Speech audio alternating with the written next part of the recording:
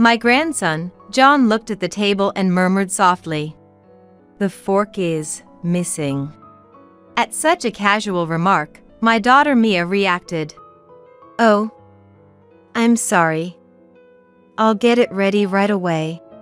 As I was about to get the fork, John said loudly, "I'm sorry. I'm sorry, Dad. I'll take the punishment today. So, don't do it for Mom." Punishment? What on earth was John talking about? I couldn't understand what he said. But both Mia and John seemed tense and rigid. Punishment? Don't worry about it, John. It was Grandma who forgot to put out the fork.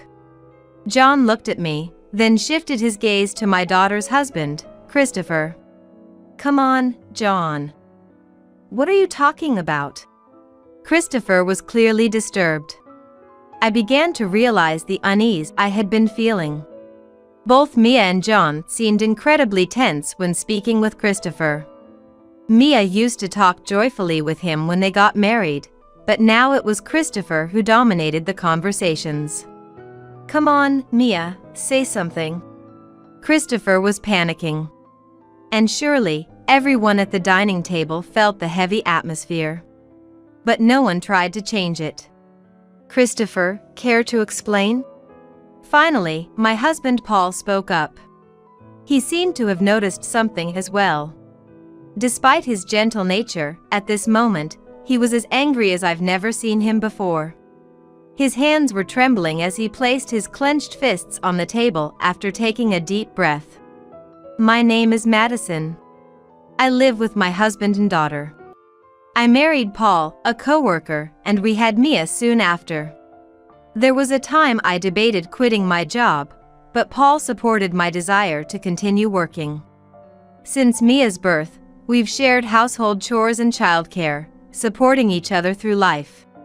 According to my husband, whoever is free should do the housework. He took care of cleaning, laundry, and cooking more than I ever expected.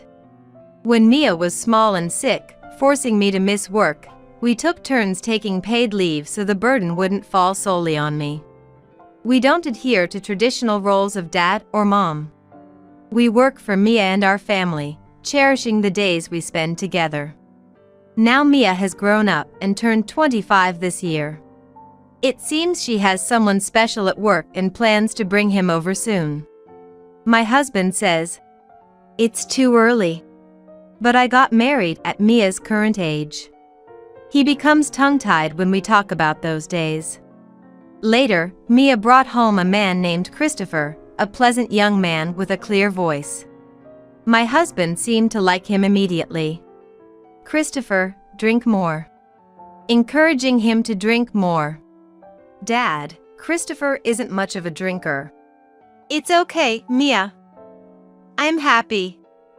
I got to properly greet Mia's precious parents, so this is nothing. Christopher seemed slightly drunk, slurring his speech but responding well. Watching their interaction, I thought. Honestly, it's unlikely such a fine young man would be left alone by other women. Working has allowed me to interact with many young people. While I can't say this about everyone, the men who seem like good young men are usually popular. From a parent's perspective, Mia is quite beautiful. But I wanted to know why he chose Mia. Christopher, don't push yourself. This guy is just a bit sad about Mia leaving home.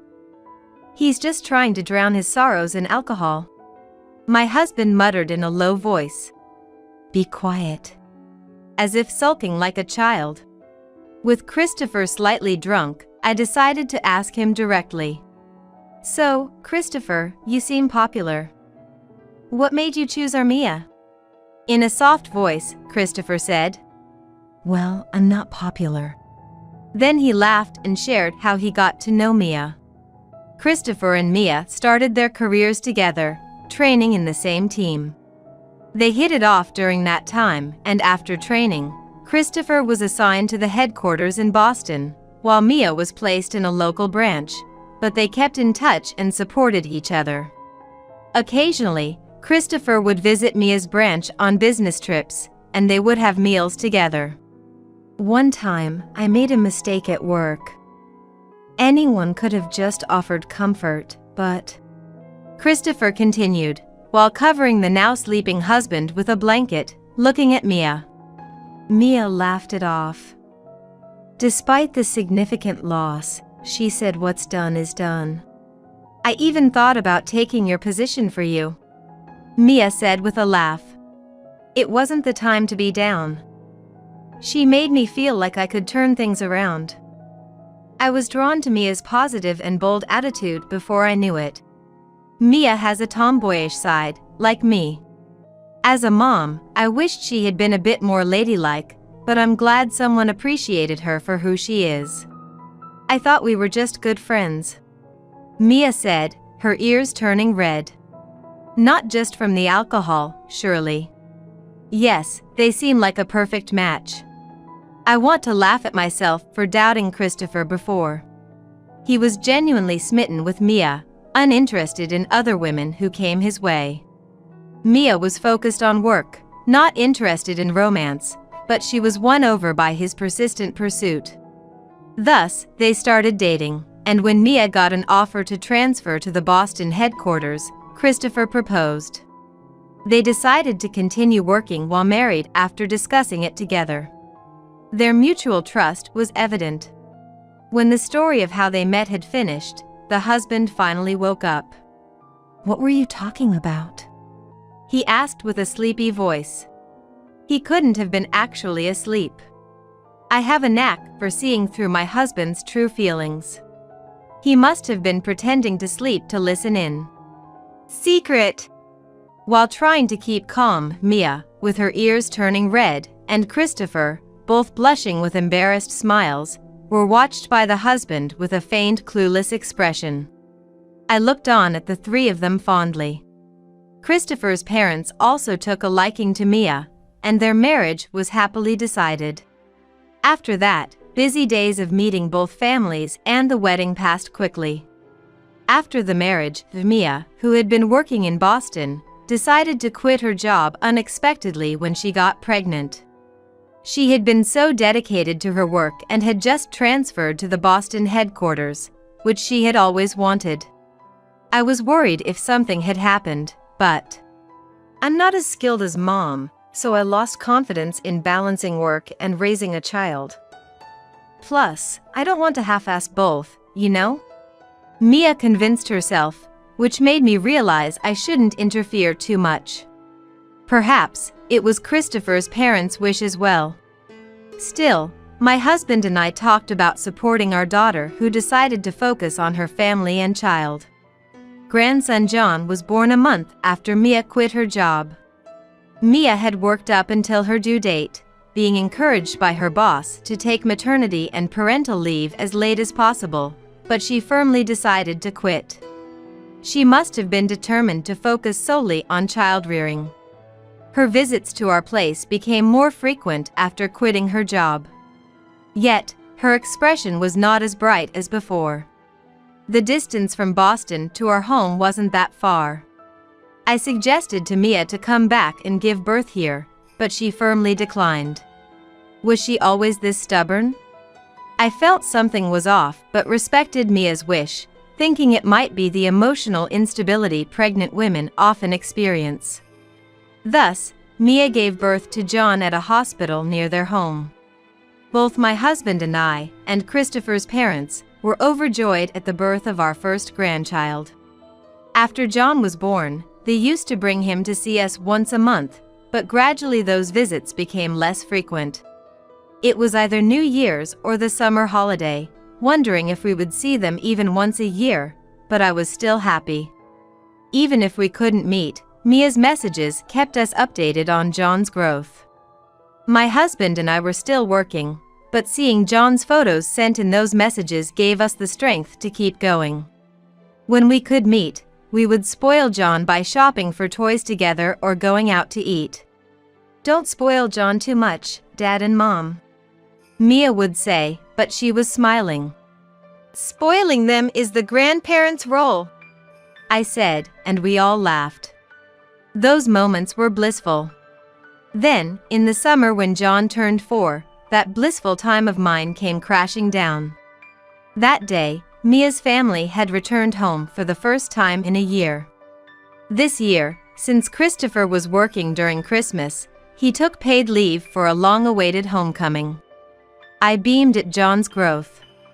John was always polite. For a 4-year-old boy, he could be more active, but even now, he sat quietly next to Mia. "John, you can relax a bit more," I said, but "It's okay, Grandma." He smiled and replied. Mia looked at John with a gentle gaze. Come to think of it, Mia hasn't been talking much.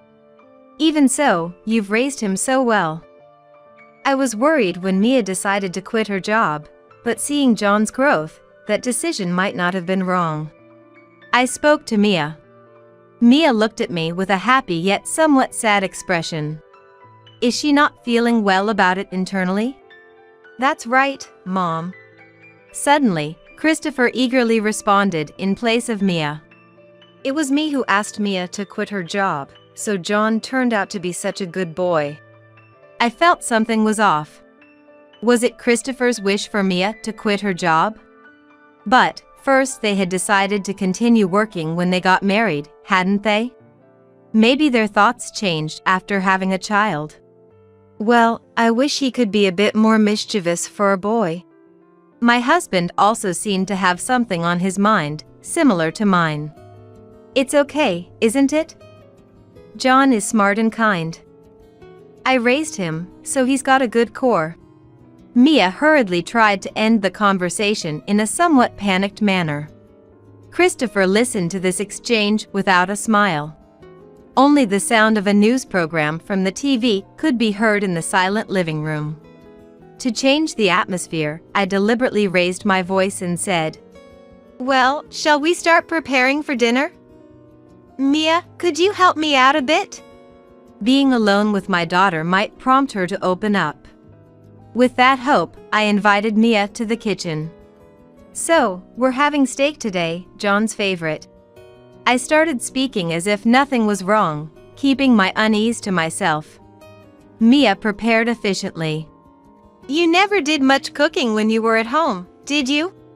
I laughed, but Mia did not take her eyes off the meat. Having raised Mia while both of us were working, we never had the chance to cook together in the kitchen like this.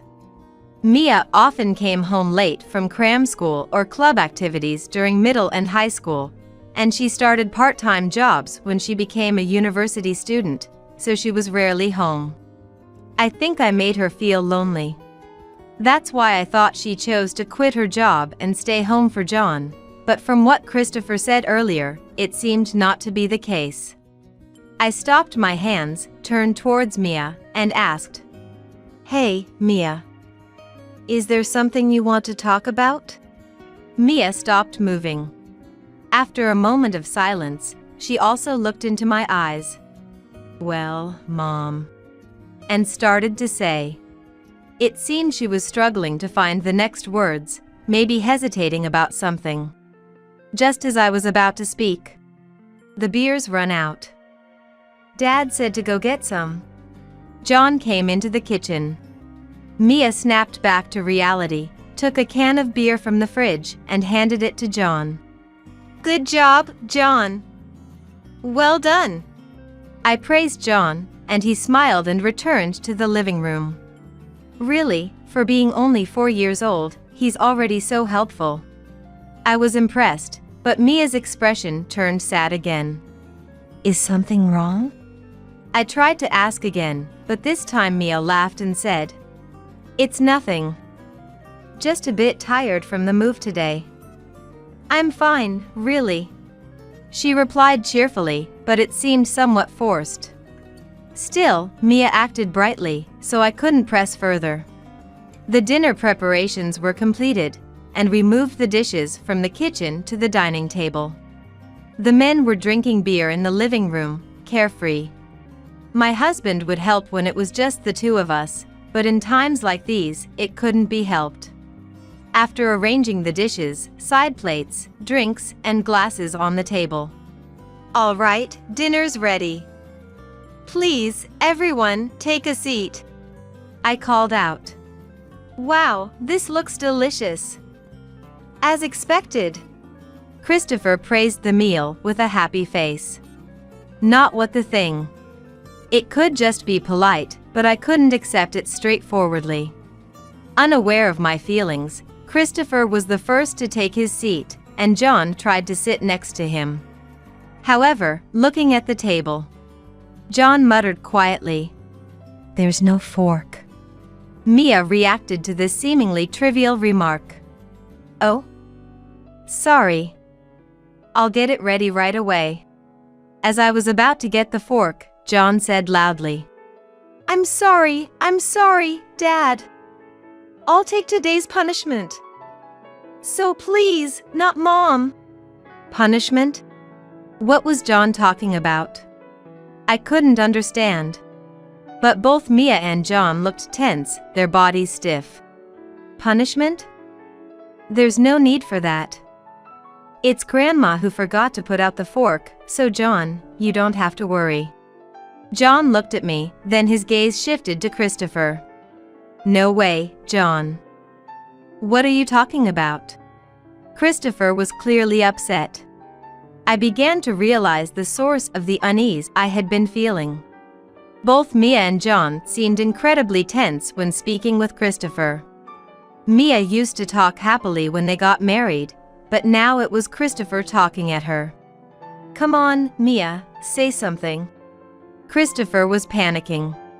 And surely, everyone realized the heaviness at the dining table. But no one tried to change the atmosphere. Christopher, can you explain what's going on? Eventually, my husband spoke up. He seemed to have noticed something too. Though he's usually gentle, at this moment, he was angrier than I'd ever seen him. While taking a deep breath, his clenched fist rested on the table, trembling. Christopher remained silent, not saying anything. No matter how much my husband pressed, Christopher wouldn't open his mouth. He just stared at the table. This was getting nowhere. I decided to ask Mia and John about it. What does punishment mean? Is it a usual thing? Mia didn't respond, but John slowly nodded as if he had made up his mind. Usually, Mom, when Dad. John started to speak slowly. The things John recounted were unbelievable. If Mia tried to enjoy household chores even a little, she would be berated or hit. If he didn't like dinner, he'd throw it in the sink and go out to eat alone. If Mia wasn't awake waiting when he came home late, he would scold her severely. Just listening made my heart feel like it was going to burst. I've seen Mom being treated like that since I was little. Lately, if I don't do things properly, Mom gets scolded for my mistakes too. John was being so mature to prevent Mia from getting scolded because of him. I'll be 5 soon, so I thought maybe I could start protecting Mom. So, the punishment should be mine. John. Did Mia realize how John felt? She started crying, unable to speak. Is what you're saying true? My husband raised his voice and confronted Christopher. But Christopher wouldn't even look at us. He just sat there, head bowed. I've had enough. Finally, Mia opened up about everything. Things were fine when they first got married, but Christopher's attitude changed gradually. The moment Mia's pregnancy was confirmed, he pressed her to quit her job, and when he realized Mia wouldn't easily agree, he went ahead and informed her workplace about her resignation without her consent. Mia, hearing about this from others, tried to discuss it with him, but you've got no choice but to quit your job. He refused even to talk about it. The emotional instability and physical discomfort of pregnancy compounded, and Mia chose to resign.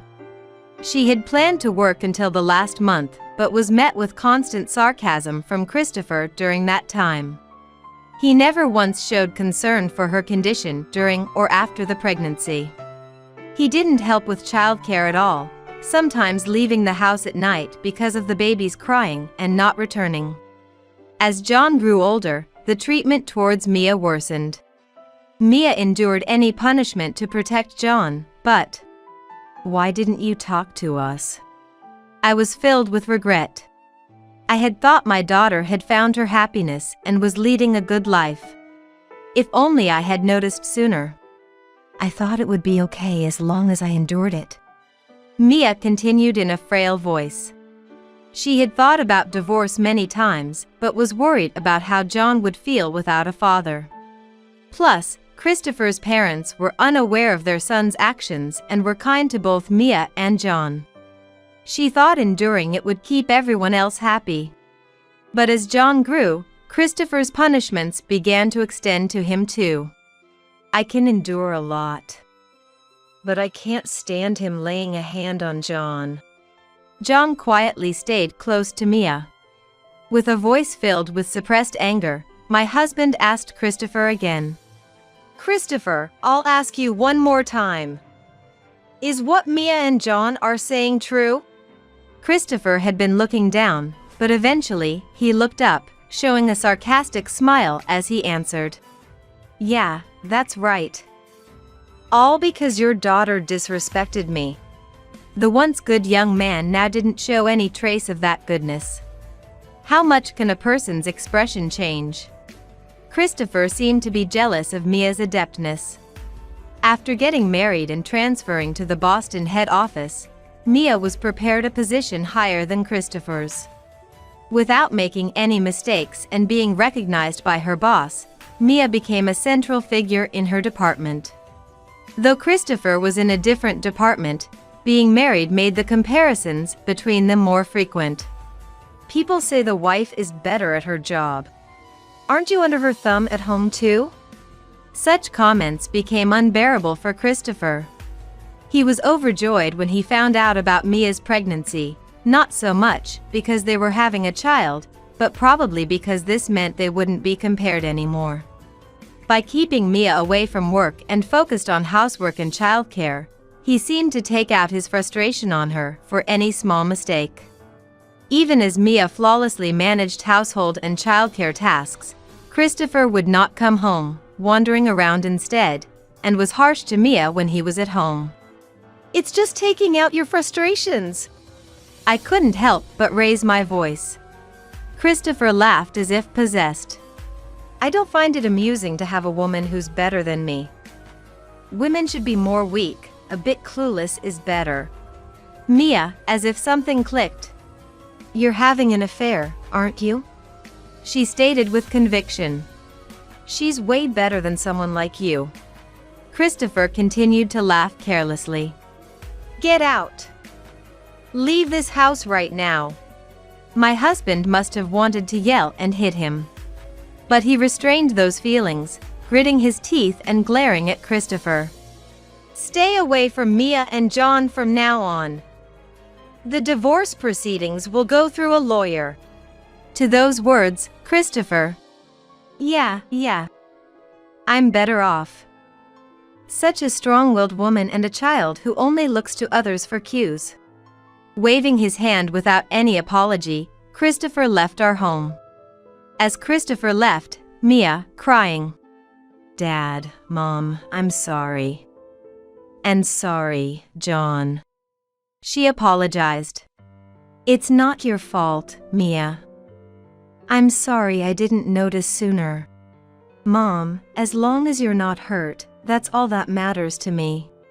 We comforted each other, blaming ourselves. A few days later, Mia and John moved from Boston. Their belongings were minimal. Christopher had refused to let them take anything necessary for their life. Thus, the divorce mediation began. He initially showed up to the mediation with a carefree face, but his complexion worsened over time. It was clear that he was at fault for his treatment of Mia and John, neglecting childcare, and being seen with another woman at our house. Without much resistance, the divorce mediation concluded smoothly. Christopher probably wanted to be rid of Mia and John before things got complicated. Though he had to pay compensation and child support, he complied smoothly. But he never apologized until the end. Later, Christopher was fired from his job. He hadn't informed his company about the divorce, but Mia's former boss witnessed him being friendly with another woman inside the company. After the former boss contacted Mia and her superiors learned of the divorce, it was reported to the executive director. The woman Christopher was involved with turned out to be the executive's daughter. Summoned by the executive, Christopher insisted there was no problem as he was divorced. But he was the one who had been deceived. He said he was breaking up with his wife and forced me. She was telling this to her father. She had a fiancé, and Christopher was just a fling. In the end, it seems he was forced to resign abruptly due to the accusations of infidelity during his marriage. Since then, he has become estranged from his family home, chased by the demands for compensation and child support, and now he's living in extreme poverty. Mia has changed her phone, so contact is not possible, and any calls to our house are handled by my husband. The reason he doesn't persistently follow us is thanks to mine and my husband's profession. We were both police officers. Christopher knows this, so he cannot act boldly. Since then, Mia and John have started living in our home. Mia, using her old job connections, has found new employment and is working hard. John quickly adapted to the new environment and made many friends at his transferred preschool. Like a boy of his age, he comes home covered in mud every day, to Mia's dismay. I quit my job, which I was proud of, to protect Mia and John, not knowing when Christopher might barge in. Every time I remember that incident, I'm filled with regret. I decided I didn't want to go through that again. I am determined to protect my own happiness and my family's happiness. Dinner's ready. I call out to everyone. John, Mia, and my husband each take their place at the table. Let's eat, we say, joining hands, and share the events of our day. Yes, I am determined to protect this happiness.